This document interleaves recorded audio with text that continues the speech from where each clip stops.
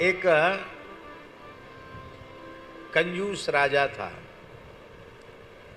और उसका मंत्री था नंदन। तो राजा तो था कंजूस और मंत्री था महाकंजूस। राजा के दरबार में कोई भी दीन दुखी गरीब आता मांगने, कोई ब्राह्मण मांगने आता तो राजा कहता नंदन जो आज्ञा। कहे देखो इनकी क्या समस्या है, इसका समाधान करो, तत्काल इनको खजाने से जो ये मांगते वो दे दो। वो सिखे पड़े थे दोनों राजा मंत्री।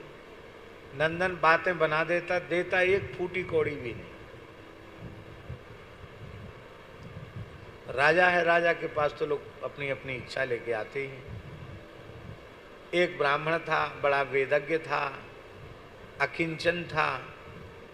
उसकी पुत्री विवाह के योग्य थी। वो राजा के पास आए कि महाराज मैं सर्वथा सामर्थ्य विहीन ब्राह्मण हूँ, मेरी पुत्री विवाह के योग्य है, मेरे नाते रिश्तेदार वे सहयोग करने के मूड में नहीं दिखाई पड़ते।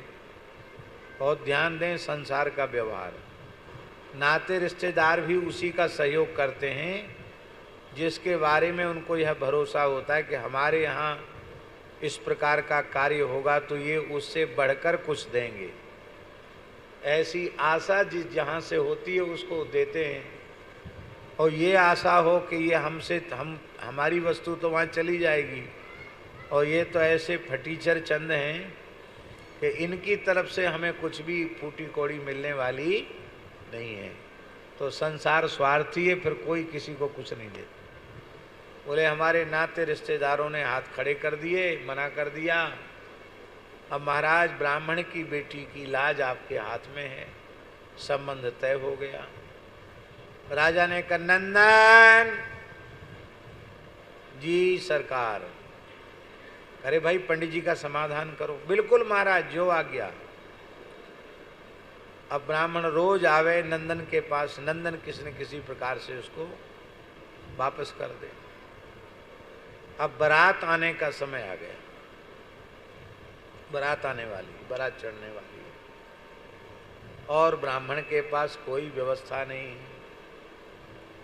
अब की बार ब्राह्मण ने सोचा अब नंदन वंदन के चक्कर में नहीं पड़ेंगे, अब जो कुछ होगा सो होगा। ब्राह्मण अदंड्य होता है, फांसी तो चढ़ेगी नहीं।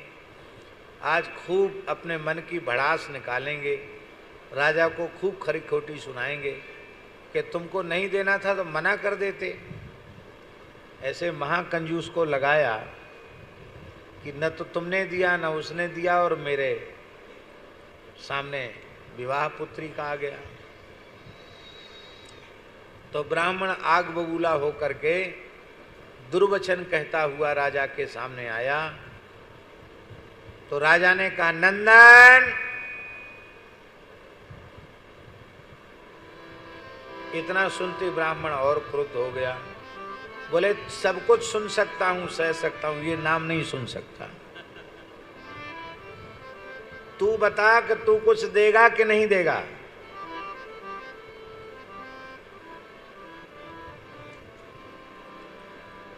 तुझे देना हो तो दे।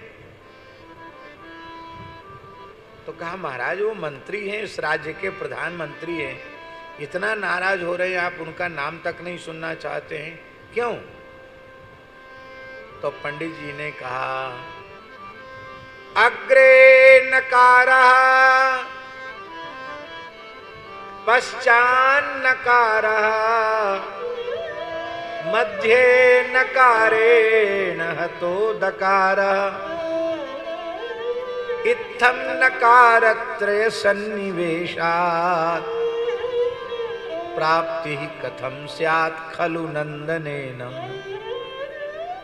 आपने छांट के मंत्री बनाया है, नंदन के नाम के आगे भी ना है और पीछे भी ना है। बोले बीच में दातो है। महाराज जी दंडोत प्रणाम। बोले दातो है बीच में, लेकिन दा सुरक्षित कहाँ बचा?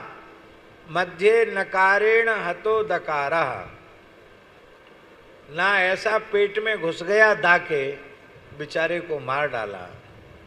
तो दा तो अब जिंदा कहाँ है? मध्य नकारेण हतो दकारा। तो इत्थम नकार त्रय सन्निवेशात, 3 नकार इसमें घुस गए, कहाँ से ये देगा? तो कहते फिर राजा ने उसको दे करके ब्राह्मण के कोप से अपने को बचाया।